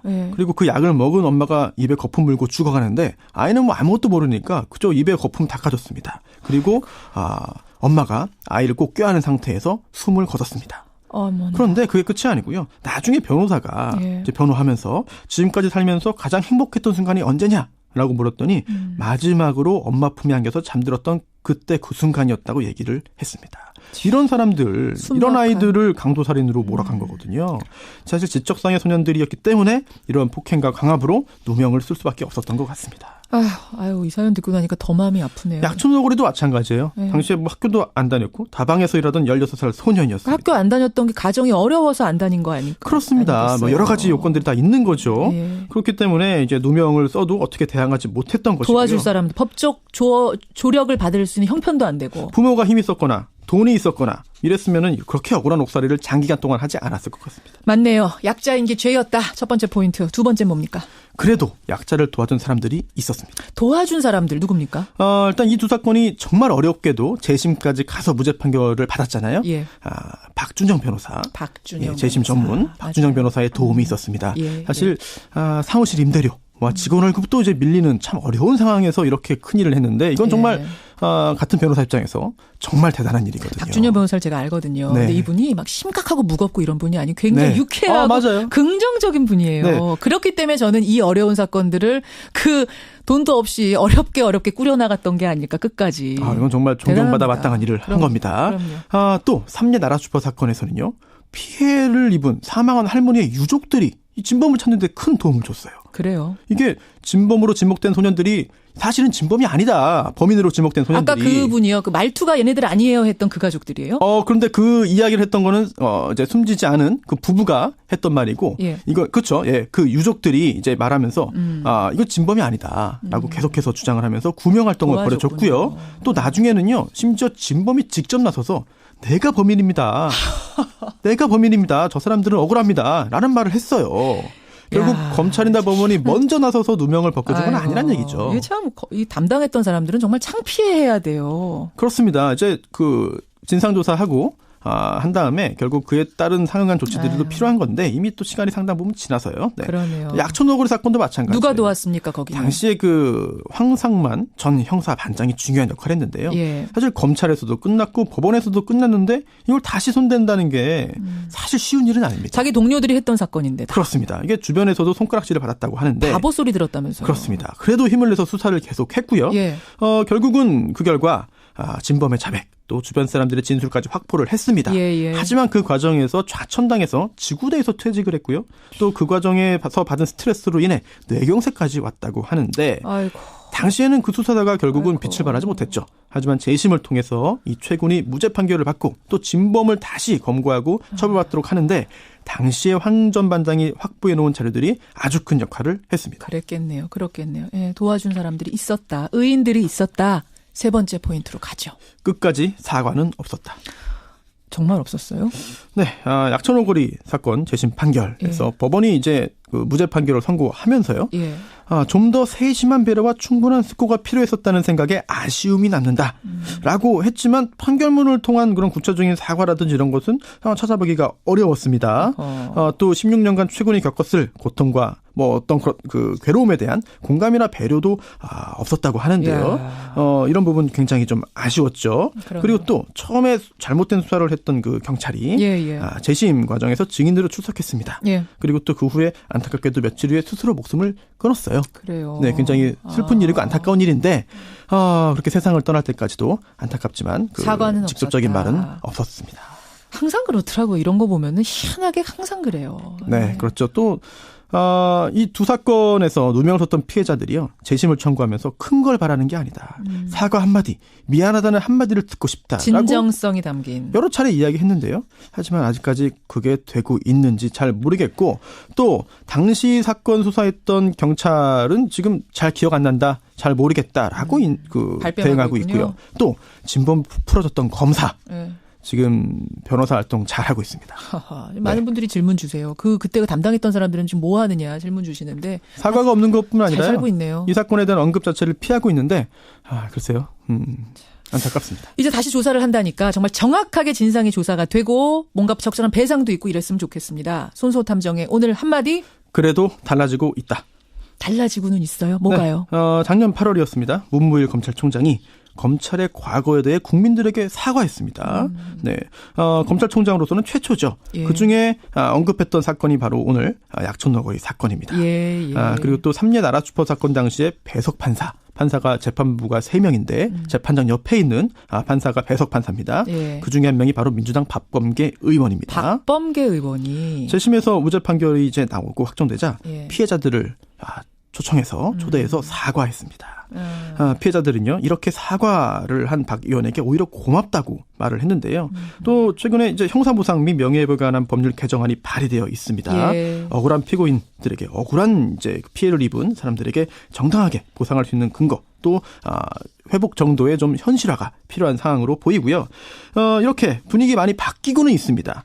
이런 상황에서 검찰 과거사위원회가 1차 조사 대상 사건들을 선정했는데 계속 많은 분들이 관심을 가지셔야 될 것 같아요. 그래요. 또 1차 조사 결과 직접 본격적인 조사로 이어지는 것들은 몇 건이 될지 모릅니다. 또 그 결과 어떤 성과가 나올지 진상이 어떻게 바뀔지 이것도 아직 상당한 시간이 남아 있습니다. 바로 그 점입니다. 상당히 어려울 거예요. 어려울 거기 때문에 우리가 끝까지 인내심 잃지 않고 집중력 잃지 않고 따라가 주는 거. 이거 중요하죠. 네, 부탁드리겠습니다. 여기까지 오늘의 탐정. 송인재 님이요. 손수호 변호사 스키 점프 연습해서 좀 해주세요. 네. 마무리는 재미있게 손수호 변호사 수고하셨습니다. 네.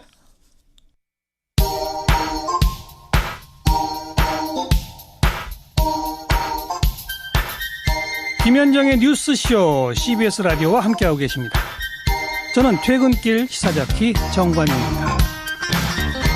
너무 어이가 없어서 웃음이 날 정도입니다. 박상우님, 탐정 손수호 듣고 문자 주셨고요. 우리가 국민이 다 똑똑해야 됩니다. 박태철님도 문자 주셨고, 아니 이렇게 재심이라도 받은 분들은 그래도 억울함이 좀 덜할 텐데 억울하게 옥살이 하다가 그냥 감옥에서 돌아가신 분들은 다 어떡하느냐. 예. 송점희님 같은 분들 문자 주고 계십니다.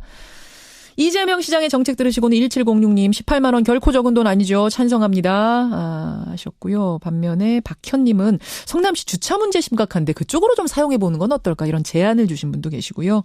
고맙습니다. 예, 여러분의 의견 고맙습니다. 권영철 선임기자 어서 오십시오. 안녕하십니까. 아까 손수호 변호사는 스키 점프랑 남자 아이스하키 팀 경기 예약해놨대요. 네. 가십니까 평창? 시간도 없고 돈도 없고 못 가겠습니다. 돈도 없고 숙소가 좀 비싸다 뭐 이런 얘기는 네, 숙소를 구하기가 어렵다 이런 얘기가 있긴 하던데. 열차표가 지금 이미 없습니다. 매진된. 당일치기로 차로 갔다 오면 안 돼요 그러면? 차길이 엄청 막힐 겁니다. 왜 이렇게 부정적으로만 보세요? 근데 어쨌건 지금 평창 올림픽의 분위기는 뜨고 있습니다. 저는 가겠습니다. 예, 이제 네. 가야죠 여러분. 가야 됩니다. 우리가 잔치 치르는 건데 우리가 가야죠. 예, 다들 그런 분위기들입니다 지금. 그 분위기가 고조된 결정적인 이유 중에 하나가 김여정. 네, 네. 김여정이 오기로 했다는 이 뉴스가 하나 더해진 거 아닙니까? 그렇죠. 오늘 그 얘기 하신다면서요. 예, 지금 뭐 이제 오늘부터 경기가 시작이 되죠. 잠시 뒤부터 경기가 열리는데. 컬링부터 시작합니다. 9시. 예, 그리고 스키 점프가 또 예선 경기가 있고 한데. 예. 이 각국 선수들의 메달 경쟁도 관심거리지만은 북한의 헌법상 국가 수반인 김영남 최고인민회의 상임위원장에 이어서 김정은 위원장의 동생 김여정 부부장까지 대표단에 포함되면서 예. 남북 대화에도 관심이 집중이 되고 있습니다. 그렇죠. 그래서 오늘 와이뉴스에서는 백두혈통 김여정 어떤 카드 들고 올까 이렇게 주제를 정해봤습니다. 일단 김여정 부부장의 방문이 어떤 의미일까? 아까 뭐 행간에서 우리가 좀 다루긴 했습니다만 네. 어떻게 해석하세요? 이게 2000년 6월 15일 1차 남북 정상회담, 2007년 10월 4일 2차 남북 정상회담이 있었죠. 예. 그 정도까지는 아니지만은 예. 그에 범가는 수준의 남북 간 만남이 될 것으로 기대를 모으고 있습니다. 헌법상 국가 수반 그리고 백두혈통 김여정 부부장의 방문은 예상을 뛰어넘는 파격적인 대표단임에 틀림이 없죠. 맞습니다. 정부도 기대를 나타내고 있습니다. 정부 고위 당국자는 김여정이 단순히 올림픽만 위해서 방남을 하겠냐. 단순한 올림픽 차원의 문제가 아니다. 이렇게 얘기를 했습니다. 정말로 개막식 보고 싶어서 그것 때문에 오겠느냐. 예, 축하사절 그건 아니다. 정부 고위 당국자는 의지의 표현이라는 말로 기대를 나타냈는데요. 환경과 조건만 성숙되면 뭐든 할 수 있다는 표현을 사람을 가지고 하는 것 같다. 아하. 이 정도면은 과감하게 자신의 의지를 표명하는 것 아니겠나. 이렇게 평가를 이게 아까 했습니다. 김성환의 행간이었습니다. 메신저 네. 자체가 메시지다. 네. 바로 그 말씀을 지금 권영철 선임자 똑같이 하시네요. 네. 자, 그럼 어떤 카드를 들고 올까? 이게 관심 아니겠습니까? 그렇죠. 그 카드에 세 개의 이목이 집중될 전망입니다. 일단 김정은 위원장이 가장 신뢰할 만한 메신저이기 때문에 문재인 대통령의 전화는 친서를 가져올 가능성이 클 것이고요. 예. 또 친서에 어떤 내용이 담길지도 관심사인데 이번 올림픽 축하 사설단 방남을 계기로 남북 간 새로운 대화의 계기를 만들 수도 있을 것이다. 전문가들은 모멘텀이 만들어지지 않겠냐 그렇게 기대를 합니다. 그러니까 평창 후에 네. 남북 정상회담, 김정은 문재인 대통령 간의 정상회담도 가능하겠는가. 사실은 이것도 큰 관심사잖아요. 이미 당국 간 회담은 거기까지 와 있잖아요. 직전까지 와 있죠. 통상 차관 회담 뭐 장관급 회담까지만 왔다 갔다 했는데 이미 최고 수위기까지 와 있는 거잖아요. 그런 내용. 그리고 정부 고위 당국자는 되건 안 되건 자꾸 시도를 해야 한다. 남북 간 무언가가 이어진다는 데 의미를 부여했습니다. 이런 분석이 나오는 이유는 김정은 위원장의 신년사에서도 엿볼 수 있는데요. 김정은 위원장의 신년사 내용 잠시 들어보시죠. 그러죠. 남조선에서 머지않아 열리는 겨울철 올림픽 경기대회에 대해 말한다면 그것은 민족의 위상을 과시하는 좋은 계기로 될 것이며 우리는 대회가 성과적으로 개최되기를 진심으로 바랍니다. 이러한 견지에서 우리는 대표단 파견을 포함하여 필요한 조치를 취할 용의가 있으며 이를 위해 북남 당국이 시급히 만날 수도 있을 것입니다. 이 신년사를 계기로 지금 남북 간 물꼬가 트인 거 아니겠습니까? 맞습니다. 김정은 위원장이 말한 민족의 위상을 과시하는 좋은 계기. 이 대목에 주목할 필요가 있을 것 같습니다. 만남의 형식도 관심이에요. 그렇죠. 만남의 형식도 상당히 의미가 큽니다.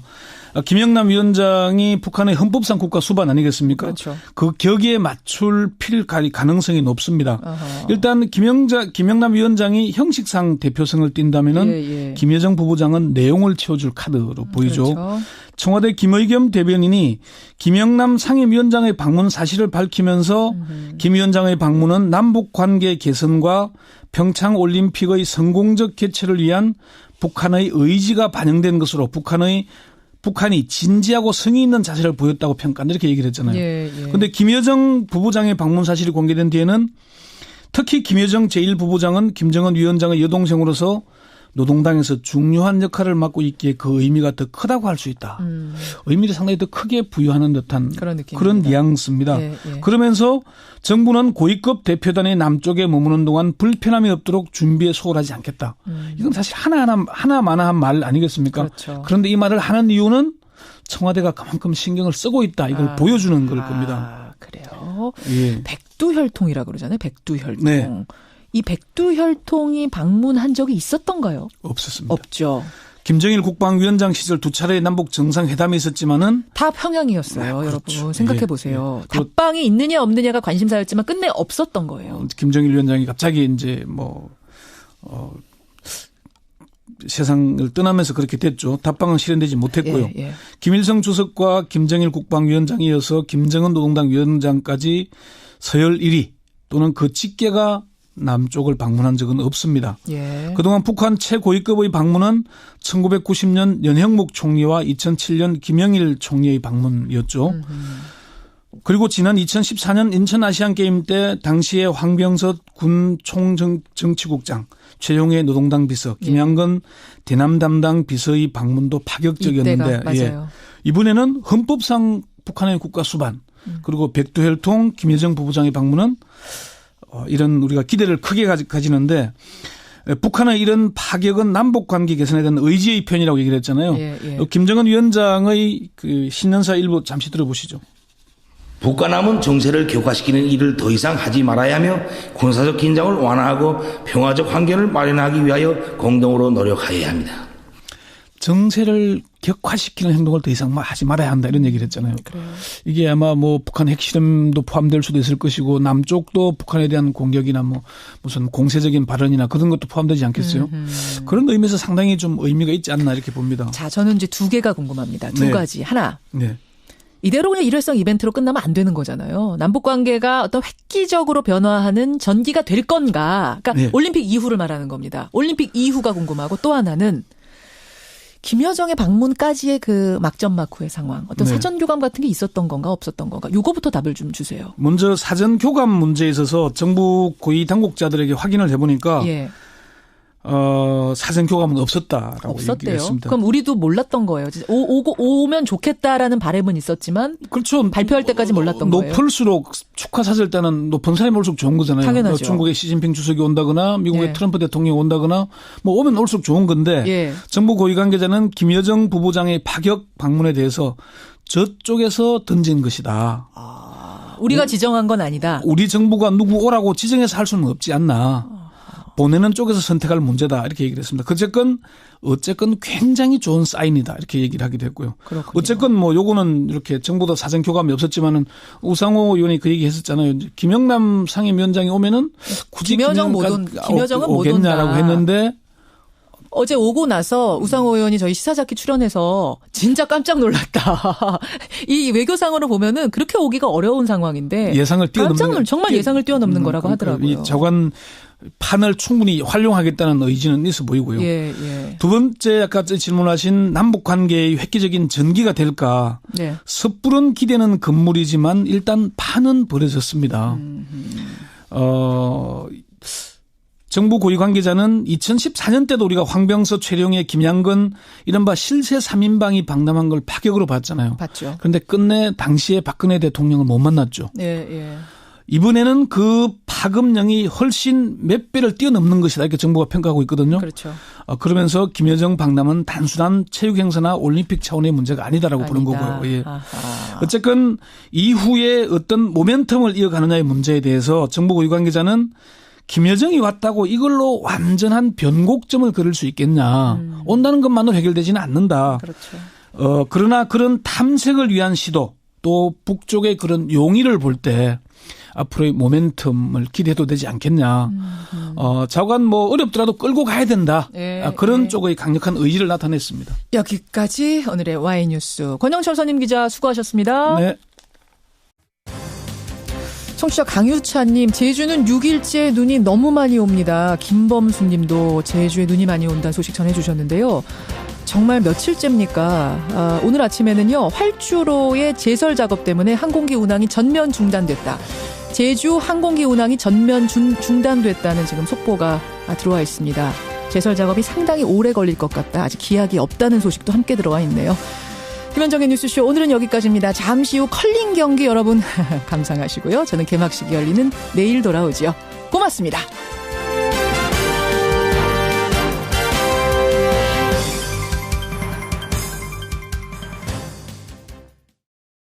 입장이 있다고 해가지고 그러니까 안면 검사에 폭로가 있다고 해가지고 검찰 내부적인 조사나 수사도 이루어지지 않은 가운데 국회가 어떤 사안마다 바로 국정조사로 들어가 버리면 대한민국 국회는 일상적인 알겠습니다. 어떤 법안이라든지 부정적으로 보시는군요. 이루어질 수가 없는 거죠. 안미연 검사의 이번 폭로 말고도 실제로 수많은 청탁자들의 메모까지도 압수가 됐지만 최흥집 전 강원랜드 사장만 불구속 상태로 수사가 마무리됐던 과거도 있기 때문에 과연 검찰만 믿을 수 있겠는가라는 게 사실은 뭐 여당의 시각 말고 국민들 시각도 사실은 상당 부분 그런 부분이 있거든요.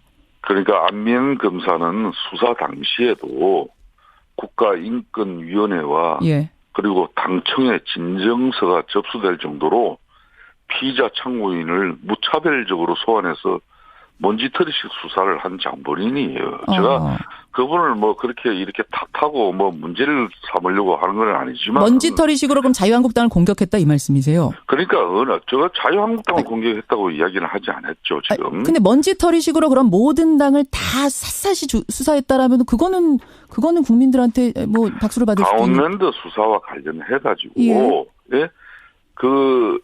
그러니까 국가인권회와 당청에 이렇게 진정서가 그때 당시에 접수될 정도로 거듭 이야기하지만은 그 피의자들이라든지 참고인을 정말 전방위적으로 무차별적으로 소환했다는 거예요. 그거에 대해서 좀 억울한 사람도 있단 말씀이세요. 정말 이 안면 검사의 수사 의지는 대단한 겁니다. 또 제가 오늘 중요한 사실을 하나 밝히는 것은 이 강원랜드 청탁 의혹 수사를 안면 검사 혼자서 한 게 아니에요. 춘천지검에 14명 검사들 중에 6명이 투입해서 한 거예요. 그렇기 때문에 구속, 불구속, 이 수사 결과에 대한 품신도 그 6명에 다 거기서 이루어진 거예요. 알겠습니다. 그런데 왜 하나만 듣고 한 사람 말만 듣고 압력을 해가지고 세상이 지금 어떤 세상인데 그렇게 일방적으로 몰고 갈 수 있습니까? 그 사이에 지금 음모가 있다고 보시는 겁니까? 어떤 짬짬이 같은? 민주당 안면 검사의 폭로에 대해서는 여성으로서 당한 그런 수치감이나 여러 가지 어려움이 있었다면은 그 주장에 대해서는 존중해줘야 돼요. 그걸 개선하기 위한 그 조직 내부의 핵심과 변화도 있어야 되는 것이고. 그 대신 그 주장에 대해서 외부로 연결될 때는 뭔가 철저한 조직 내부에서 조사와 수사로서 그렇게 외부에 청탁됐다는 것은 거기서 밝혀야 될 문제를 가지고 왜 정치권에서 먼저 국정조사하자. 소관 상임위 걷어차고 집권당이 나가버립니다. 그래서 국회가 정쟁으로 이끌어지고 그 책임이 자유한국당에 있습니까? 민주당에 있습니까? 여기까지 오늘 말씀드려야 되겠습니다. 개헌 얘기해야 되는데요. 한 번 더 개헌으로 모시도록 하죠. 고맙습니다. 감사합니다. 자유한국당 김성태 원내대표였습니다.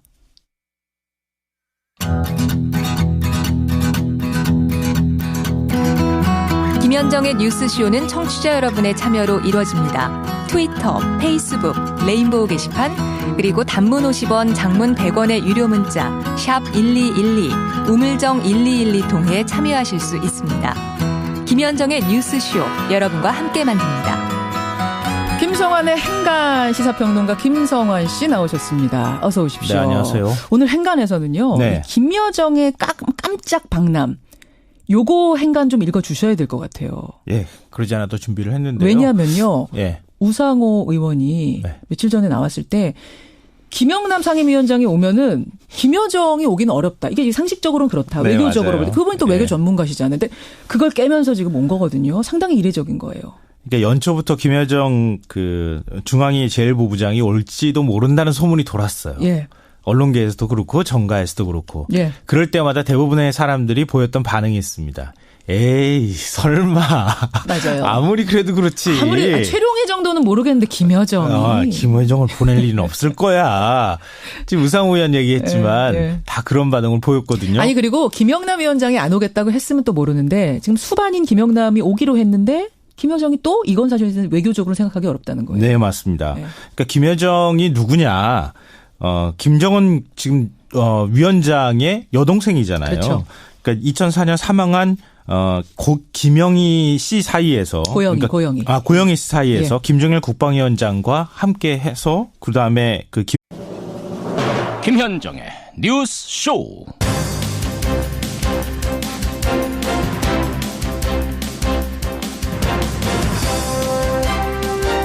애청자 여러분 안녕하십니까? 평창 동계올림픽이 이제 하루 앞으로 다가왔습니다.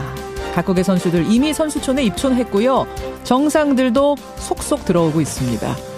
이방카는 폐막식에 또 북한 김정은 위원장의 여동생이죠. 김여정은 개막식에 오는 것이 확정되면서 평창은 시작 전부터 전 세계의 이목을 받고 있습니다.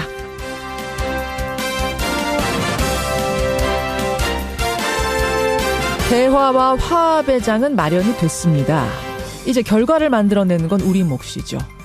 문재인 대통령은 오늘 펜스 미국 부통령, 또 중국의 상무위원 잇따라 만나고요. 스위스, 독일, 폴란드 대통령과도 정상회담을 갖습니다. 평창올림픽이 북핵 문제, 또 남북관계 개선의 새로운 계기가 될지 아니면 그저 문제를 잠시 미뤄두는 이벤트로 끝날지는 앞으로 며칠간에 달려 있습니다. 오늘 오후부터는 한파도 풀린다는데 우리의 여러 걱정거리들도 함께 시원하게 풀려나가기를 바라면서 목요일 아침 김현정의 뉴스쇼 출발하죠.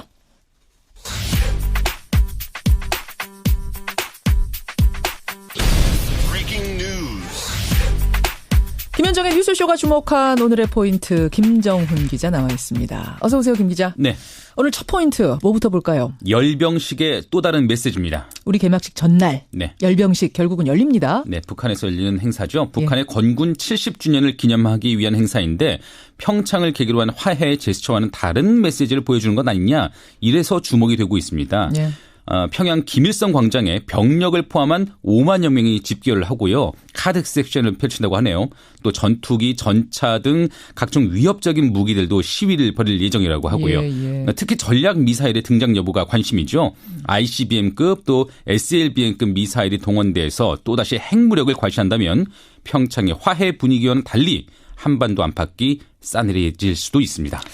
그래요. 근데 김여정까지 우리나라를 찾는 상황이고 또 오늘 예술단 공연도 하지 않습니까? 이게 축제 마당이기 때문에 그쪽으로 너무 관심 가지 않았으면 좋겠어요. 열병식 쪽으로. 네. 이게 좀 당혹스러운 모습이 연출되지 않았으면 좋겠고요.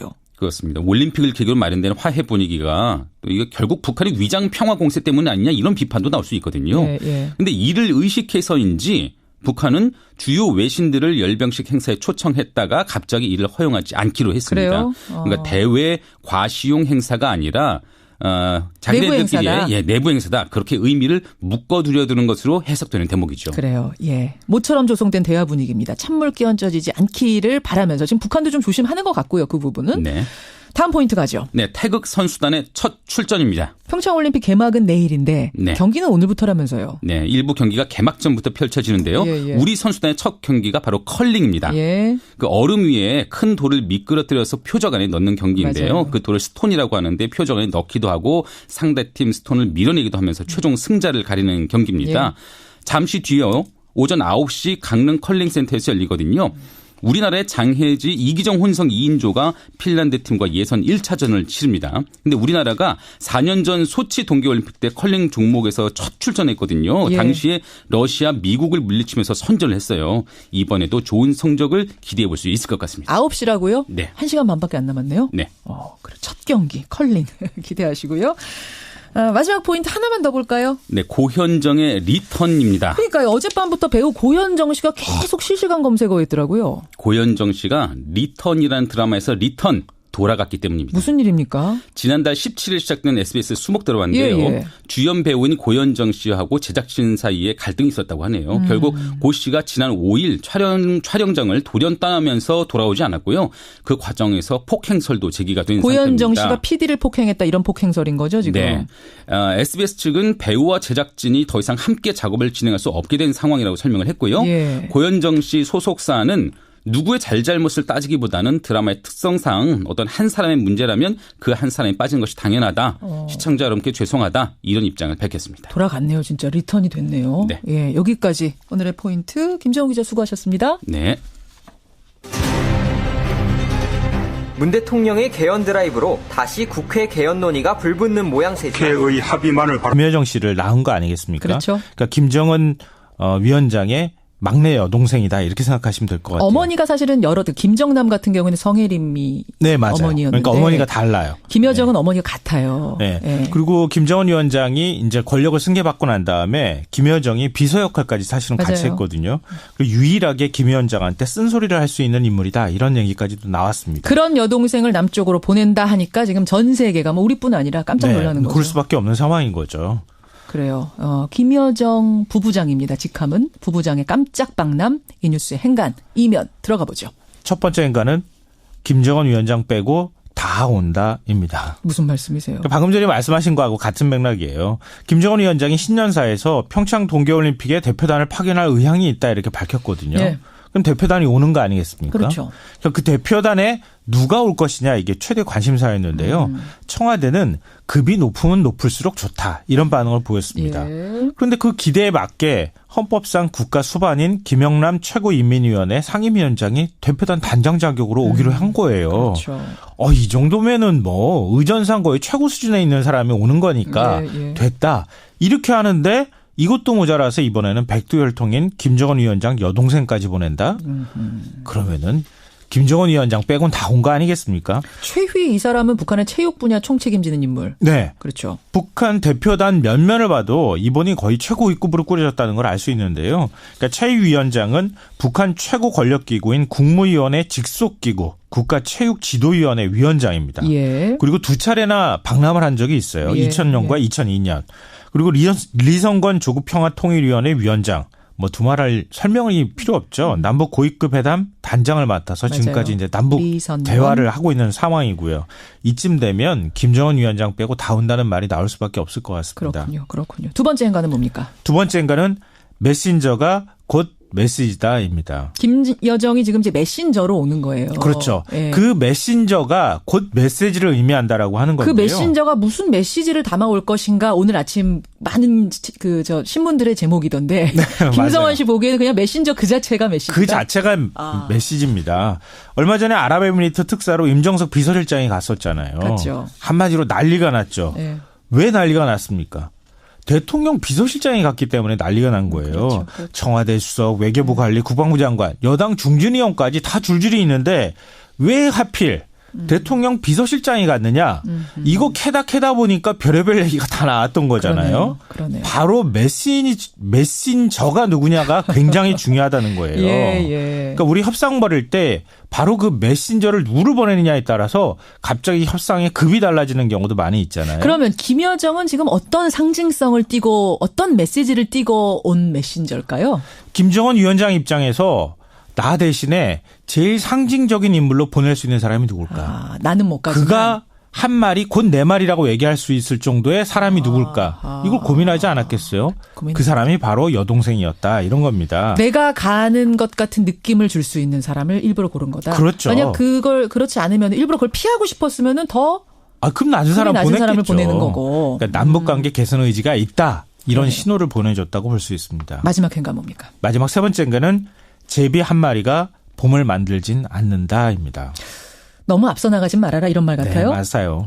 제비 한 마리가 날아왔어요. 근데 그 제비가 다 봄을 몰고 오는 건 아니에요. 저 멀리 봄이 오는 거예요. 그러니까 남북관계 개선 의지 다 좋고 김여정 오는 것도 다 좋긴 한데요. 그런데 북미 접촉도 이루어지지 못하고 그리고 북핵 문제 해결 아직 이루어지지 못했거든요. 멀리서 오고 있는 건 분명합니다. 그러니까 우리는 멀리서 오는 봄을 지금 기다리는 마음으로 준비를 해야 되는 상황입니다. 앞서가지는 않았으면 좋겠어요. 시인 같으세요. 멀리서 오는 봄과 제비 이야기. 김성환 씨 수고하셨습니다. 네, 고맙습니다.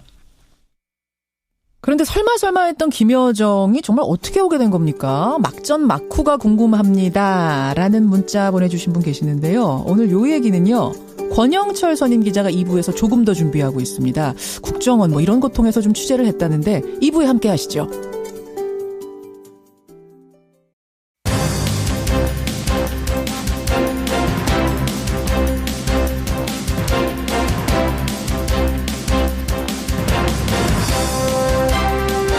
뉴스쇼 2부 출발합니다. 보며 기다릴 상황이 아니라고 대통령도 개헌 준비를 시작할 수밖에 없습니다. 민주주의에 대한 폭거이고 심각한 도전입니다. 예, 지금 나간 인서트는 개헌에 대한 얘기였습니다만 이 개헌 못지않게 어제 오후부터 국회 상황이 좀 긴박하게 돌아가는 게 있습니다. 자유한국당이요, 오늘부터 무기한으로 국회 상임위를 전면 보이콧하기로 한 거죠. 예, 지난 6일에 권성동 의원, 그러니까 법사위원장 사퇴하라 이러면서 여당 의원들이 일제히 상임위를 퇴장한 것에 대한 반발입니다. 권성동 법사위원장, 여러분 잘 아시죠? 강원랜드 채용 비리에 연루된 의혹으로 수사를 받고 있는데 그 와중에 사건 담당 검사가 폭로를 한 겁니다. 지검장으로부터 수사 외압을 받았다. 권성동 의원이 불편해하니 권 의원 이름 들어간 증거 목록은 삭제하라라는 압력을 받았다. 이렇게 증언을 한 겁니다. 이렇게 되자 여당은 법사위원장 자리를 일단 내려놓으셔야 되는 거 아니냐 이렇게 얘기하는 거고 자유한국당은 그럴 수 없다는 입장입니다. 예, 개헌 이슈 비롯해서 이 임시국회 파행 문제까지 이분의 얘기를 직접 들어봐야겠습니다. 제1야당 자유한국당 김성태 원내대표 연결을 해보죠. 김 원내대표님 안녕하세요. 예, 안녕하세요. 김성태입니다. 예, 오늘부터 상임위 보이콧 이거 전부 다 빠지시는 거예요? 상임위 보이콧을 자유한국당이 상임위 보이콧을 시작한 게 아니라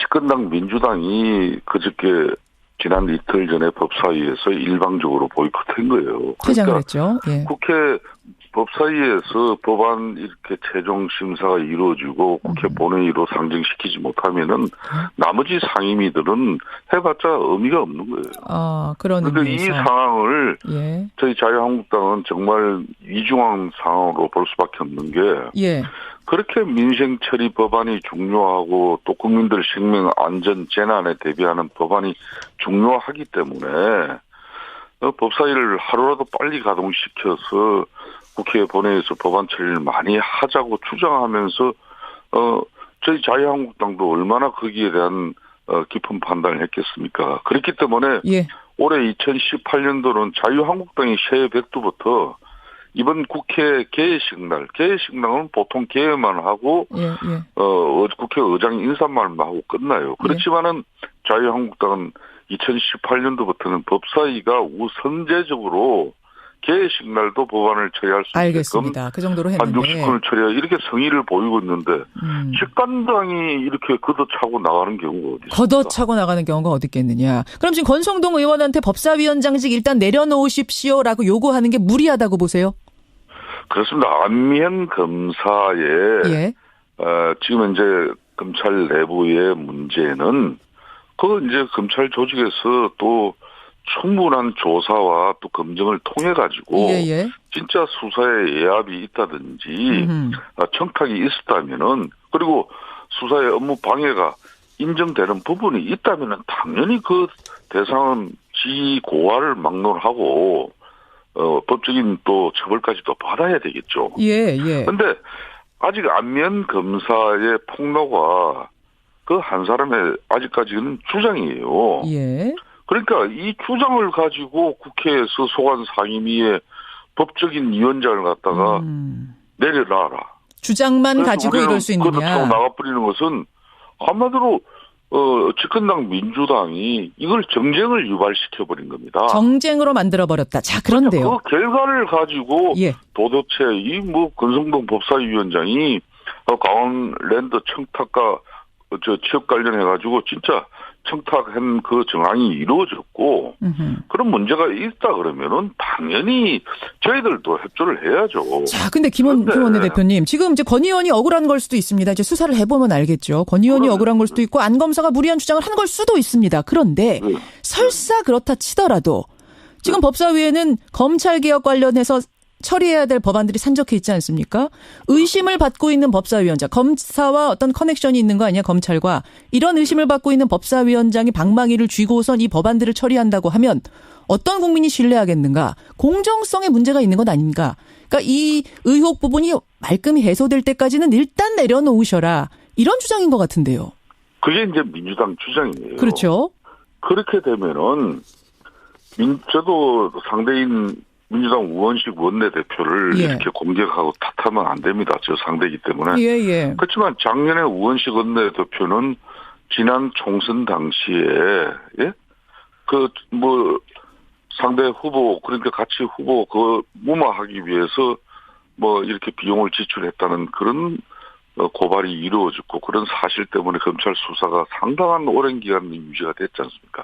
그렇다고 해서 민주당 원내대표를 내려놔라고 이렇게 우리는 정치적으로 공격하지 않았어요. 원내대표 자리보다 이건 법사위원장 자리이기 때문에 방망이를 가지고서 의결을 해야 되는 그 자리가 훨씬 더 지금 그 부분에 있어서는 무게감이 있지 않습니까? 다른 위원장들도 마찬가지입니다. 다른 위원장들 제가 구체적으로 그분들의 신상 문제까지 이야기하면서 거론하지 않지만은 그 소관 상임위의 중요한 부분은 대한민국 16개 상임위 어떤 상임위 도 중요하지 않은 게 없어요. 국민생활, 경제, 국가 안보, 통일. 물론이죠. 모든 문제. 원내대표님, 근데 그 상임위 활동에 이해관계가 있으면 참여하지 않도록 하는 게 지금 그 국회 윤리규범에 있지 않습니까?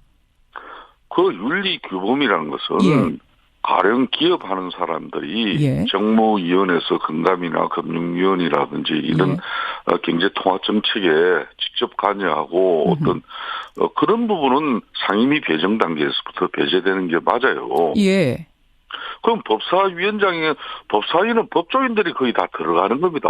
법을 전문적으로 경험하신 부분이나 또 이런 법조인들이 들어가서 그 법의 개선이라든지 16개 상임위에서 법안이 올라온 부분을 법 자구 체계까지 면밀하게 심사하는 게 바로 법조인이기 때문에 법사위에 그 사람들을 어느 당이든 우선 배정이 물론이죠. 그러니까 법조인이 거기에 들어갔다고 해서 지금 배제해라라고 하는 것이 아니라 그것이 아니라 저 이야기도 좀 들어보십시오.